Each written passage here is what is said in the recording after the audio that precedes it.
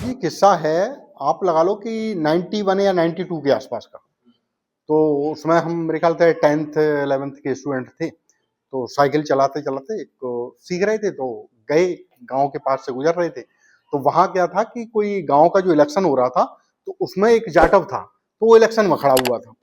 अब वो भाषण दे रहा था, तो चूंकि हम भी बच्चे थे, साइकिल साइड से खड़ी की, मैंने कहा चलो सुन लेते हैं क्या कह रहे हैं।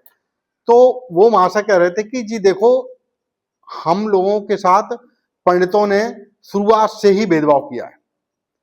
पहला कि जी इनके यहां बच्चे पैदा होते हैं तो नाम रखते हैं राधा मोहन, कृष्ण मोहन, जगमोहन, और हमारे यहां हम नामकरण कराने के लिए अगर इनको बुलाएं तो ये नाम रखते हैं घासीराम, पातीराम, झिंगुरी लाल, लल्लू लाल, कल्लू लाल।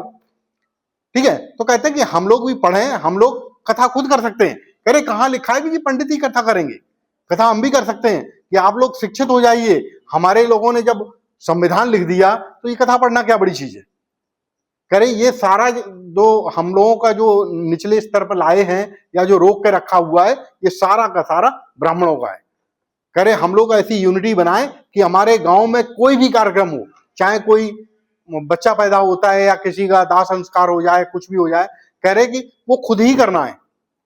कह रहे कि हमारे यहाँ बच्चा पैदा हो गया तो ये कहते हैं कि जी जब तक ब्राह्मण नहीं खिलाओगे शुद्धि नहीं होगी।